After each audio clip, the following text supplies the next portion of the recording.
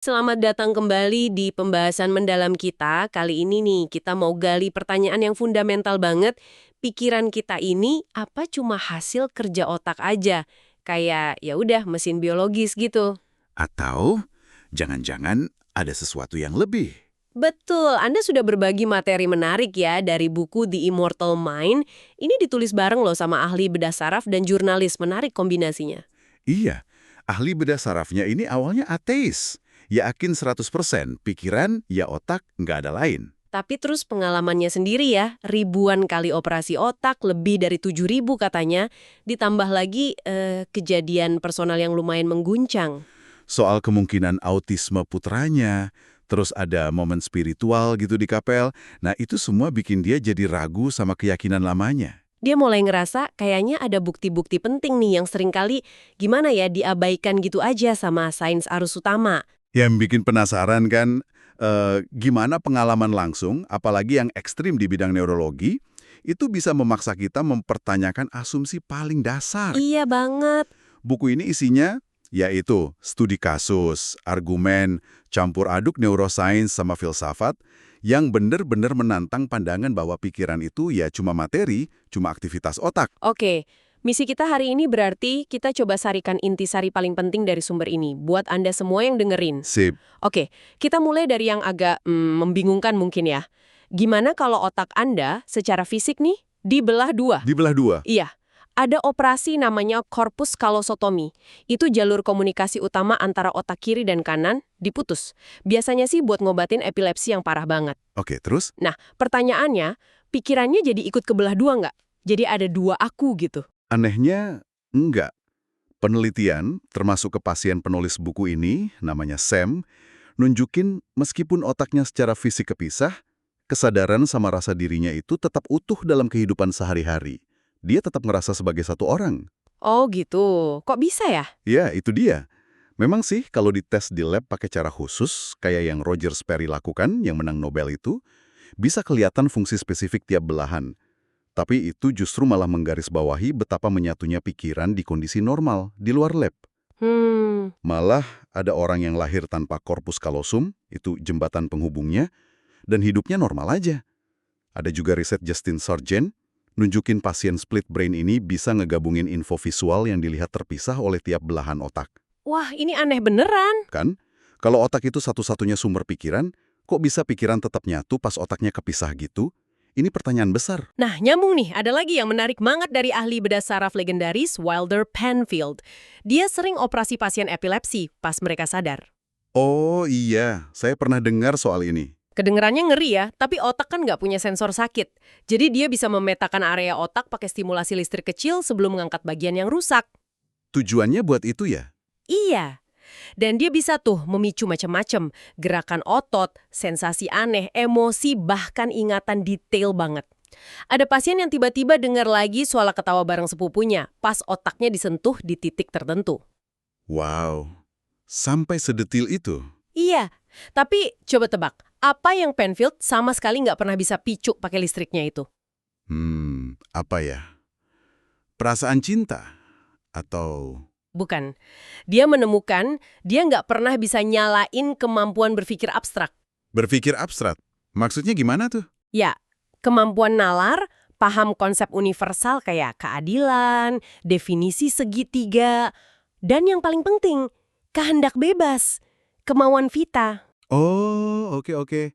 Jadi hal-hal yang sifatnya konseptual gitu ya? Betul. Kejang epilepsi alami aja yang kayak badai listrik di otak nggak pernah bikin orang tiba-tiba kejang mikirin rumus matematika atau nulis puisi Shakespeare. Iya juga ya, nggak ada kejang logika gitu. Makanya Penfield sama gurunya, Sherrington, sampai pada kesimpulan inti pikiran manusia, kemampuan berpikir abstrak dan kehendak bebas, itu kayaknya bukan berasal dari otak fisik semata. Ada beda mendasar. Beda antara pikiran konkret yang bisa dipicu sama pikiran abstrak yang universal dan kayaknya nggak terikat materi gitu ya. Persis. Dan kesimpulan Penfield ini jadi makin relevan kalau kita lihat kasus orang yang, ya ampun, kehilangan sebagian besar otaknya, tapi pikirannya kok masih jalan. Sumber Anda ini penuh cerita mencengangkan? Iya, banyak banget contohnya. Ada satu yang nempel banget di saya. Anak laki-laki Charles yang separuh cerebellumnya, itu bagian otak penting buat koordinasi gerak, harus diangkat pas umur 4 tahun. Harusnya kan gimana ya, pasti ada dampaknya banget kan? Harusnya begitu. Tapi ternyata enggak. Dia tumbuh jadi atlet basket di level perguruan tinggi. Ini luar biasa. Dan bukan cuma cerebellum. Ada lagi. Ada. Kasus Katie. Lahir dengan hidrosefalus parah. Jadi sebagian besar isi kepalanya itu cairan, bukan jaringan otak. Tapi dia tumbuh jadi anak cerdas, prestasinya bagus di sekolah. Masa sih dengan kondisi separah itu? Iya. Atau Maria. Otaknya cuma 2/3 ukuran normal, tapi bisa dapat gelar Master Sastra Inggris. Atau Jessie, setengah kepalanya cairan, tapi tumbuh normal. Gila sih nih. Kasus-kasus kayak gini, termasuk orang yang lahir tanpa bagian penting otak, atau bahkan hampir tanpa korteks sama sekali, tapi masih nunjukin kesadaran dasar, ada studi Merker-Schaumont soal ini tuh, itu benar-benar bikin kita mikir ulang. Otak itu bukan sekedar komputer daging yang kaku. Tapi kan ada kemampuan otak beradaptasi ya. Yang namanya neuroplastisitas itu, apa itu nggak bisa menjelaskan pemulihan kayak gitu? Neuroplastisitas itu memang ada dan hebat, nggak diragukan. Tapi kasus-kasus yang ekstrim ini, rasanya ketahanan pikirannya itu melampaui sekedar adaptasi sel-sel otak yang tersisa. Maksudnya? Iya, seolah-olah pikiran itu sesuatu yang lebih dari sekedar jumlah bagian-bagian otaknya. Kayak yang dibilang Penfield tadi, intelek dan kemauan itu nggak punya alamat pasti di peta otak. Beda sama area buat gerakan jari atau penglihatan. Jadi ini petunjuk lagi kalau mereka mungkin bukan bersifat fisik gitu ya. Bisa jadi, itu argumennya. Terus gimana dengan kondisi koma paling dalam? Yang dulu disebut persistent vegetative state, PVS. Sekarang istilahnya unresponsive wakefulness syndrome, UWS. Dulu kan orang mikir mereka udah kayak cangkang aja, badan tanpa pikiran.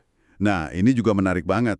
Penelitian pakai MFRI, alat canggih buat ngintip aktivitas otak secara real time, oleh Adrian Owen beberapa tahun lalu, itu mengubah total pandangan itu. Gimana caranya?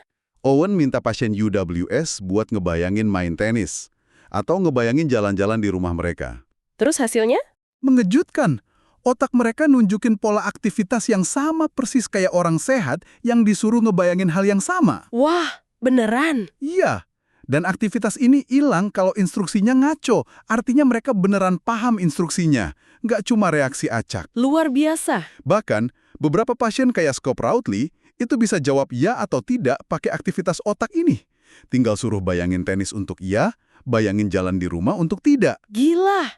Jadi mereka sebenarnya sadar di dalam sana. Diperkirakan, sekitar 15-25% pasien yang kelihatannya nggak sadar itu mungkin punya covert consciousness, kesadaran tersembunyi. Lagi-lagi, ini nunjukin fungsi mental kompleks bisa tetap ada meski otaknya rusak parah. Ini tantangan serius buat pandangan bahwa pikiran sama dengan otak. Ada lagi nih, fenomena yang agak aneh tapi katanya nyata. Terminal lucidity, kejernihan pikiran sesaat sebelum meninggal. Oh ya, kejernihan terminal. Orang dengan demensia parah, Alzheimer misalnya, yang udah nggak ngenalin siapa-siapa, lupa segalanya, tiba-tiba bisa jadi jernih lagi. Ngomong normal, kenal orang, sesaat sebelum wafat. Pernah dengar cerita kayak gini? Pernah. Dan sumber ini juga cerita soal itu. Ayah dari salah satu penulisnya, Dennis C. O'Leary, ngalamin ini. Atau ada cerita nenek seorang jurnalis yang tiba-tiba sadar dari kondisi hampir koma, duduk, terus cerita panjang lebar soal masa lalunya selama 2 jam. Beberapa hari kemudian meninggal. Terus ada datanya juga. Ada studi yang dikutip, bilang ini bisa terjadi pada lebih dari 80% pasien demensia yang diamati khusus menjelang ajal. Wow, 80% itu banyak banget. Iya, dan dari sudut pandang materialis murni, ini susah banget dijelaskan. Gimana coba? Otak yang udah rusak parah gitu, kok tiba-tiba bisa berfungsi normal lagi, walau cuma sebentar? Aneh ya, kayak Kayak pikirannya mulai lepas gitu dari belenggu otak yang udah mau rusak total. Itu interpretasinya. oke, tadi kan otak terbelah tapi pikiran utuh. Gimana dengan kasus sebaliknya? 2 pikiran dalam satu tubuh. Kayak kembar siam? Nah iya, contohnya Krista dan Tatiana Hogan di Kanada, kepala mereka nyatu dan berbagi bagian otak penting. Namanya jembatan talamus. Katanya sih, mereka bisa ngerasain apa yang dirasain kembarannya. Sampai bisa lihat lewat mata kembarannya juga katanya. Ada laporan begitu. Atau yang lebih terkenal mungkin si kembar Hansel, Abby dan Brittany. Badannya satu di bawah leher, tapi kepribadian, selera, pikiran jelas beda banget. Mereka bahkan jadi guru kan? Iya, pernah lihat beritanya. Atau Lori dan George Chappell juga kembar siam di kepala, kepribadiannya beda jauh. Jadi, apa kesimpulannya dari kasus kembar siam ini? Intinya, kasus kembar siam ini meskipun langka ya, secara konsisten nunjukin satu hal. Individualitas pikiran itu kuat banget. Walaupun fisiknya nyambung, bahkan berbagi struktur otak krusial, masing-masing tetap jadi pribadi yang utuh dan berbeda. Jadi ini mendukung gagasan kalau jiwa atau pikiran itu secara alami tak terbagi ya? Betul, itu argumen filosofis kuno yang didukung oleh temuan ini. Nah, sekarang kita masuk ke topik yang sering jadi perdebatan panas nih. Pengalaman mendekati kematian atau near-death experiences. NDE. Ah ya, NDE. Selalu menarik ini. Sumber Anda ini fokus banget ke satu kasus, Pam Reynolds. Dia operasi otak buat aneurisma parah. Prosedurnya ekstrim banget. Gimana ekstrimnya? Badannya didinginin sampai sekitar 15 derajat Celcius, jantungnya dihentiin total, darah di otaknya dikuras habis, dan rekaman otaknya EEG datar, garis lurus. Itu secara klinis udah mati otak berarti ya? Betul. Udah dikonfirmasi juga nggak ada respon sama sekali sama suara klik keras 100 dB di telinganya. Bener-bener nggak ada aktivitas otak. Tapi, Selama periode mati otak itu, Pam lapor ngalamin pengalaman keluar tubuh, out of body experience, yang detail banget. detail gimana? Dia bisa deskripsiin bor bedah yang dipakai dokter, bentuknya kayak sikat gigi listrik. Katanya dia dengar percakapan dokter soal pembuluh darahnya yang kekecilan. Semua detail ini belakangan diklarifikasi benar sama tim medisnya. Wah, itu kan hal-hal yang nggak mungkin dia tahu atau dengar secara normal, apalagi pas otaknya nggak aktif. Justru itu. Selain itu, dia juga ngalamin perjalanan ke cahaya, ketemu kerabat yang udah meninggal. Pengalaman NDI yang cukup tipikal ya, tapi yang bikin beda itu verifikasi detail operasinya tadi. Pengalaman kayak gini sering banget mengubah hidup orang ya. Bikin mereka nggak takut mati lagi, jadi lebih peduli sesama. Iya, katanya begitu. Tapi pasti banyak yang bilang, itu cuma halusinasi otak sekarat aja, atau kurang oksigen, atau apalah. Gimana sumber ini jawabnya? Tentu, penjelasan kayak gitu sering muncul. Halusinasi, kurang oksigen, hipoksia, sisa memori kelahiran, kejang lobus temporal, atau sekedar angan-angan.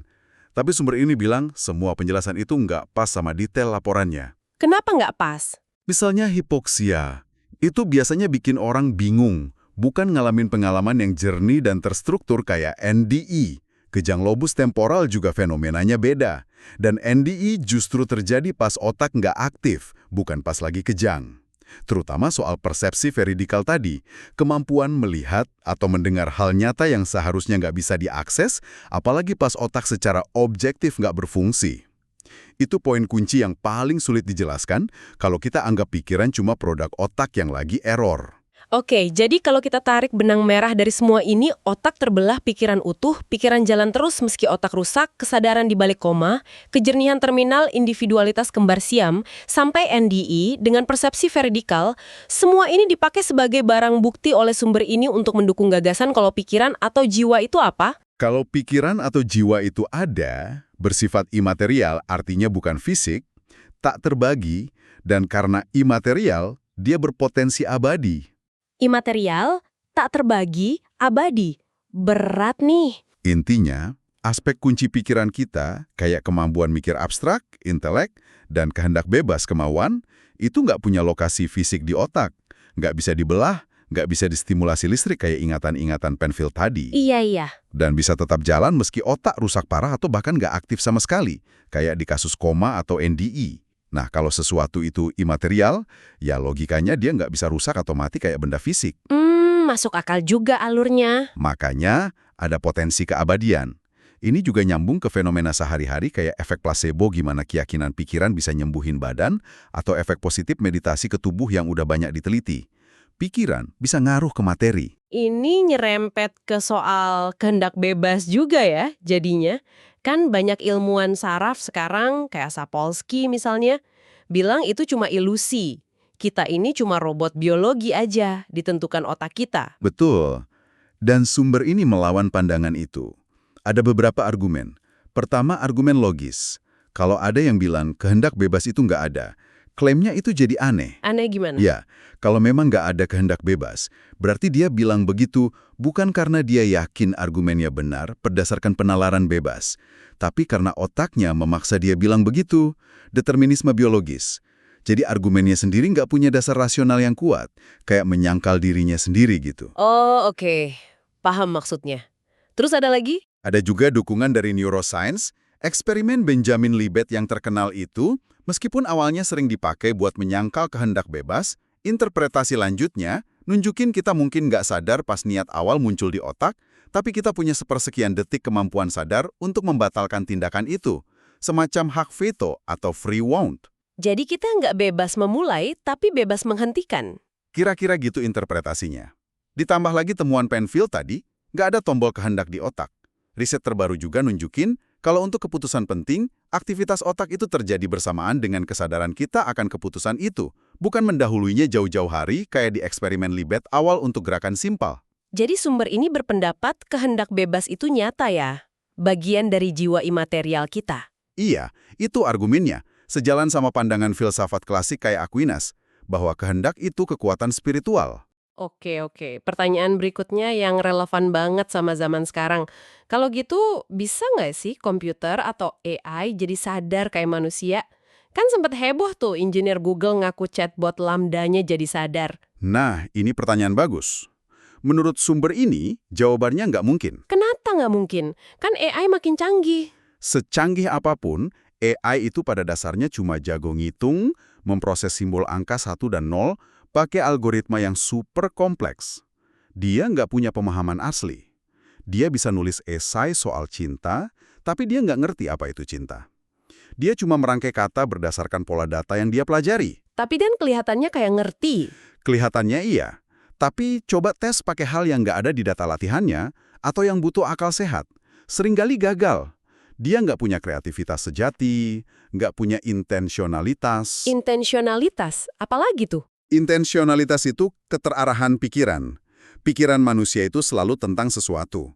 Kalau Anda mikir tentang liburan, tentang pekerjaan, tentang rasa kopi ini, pikiran Anda mengarah ke objek itu.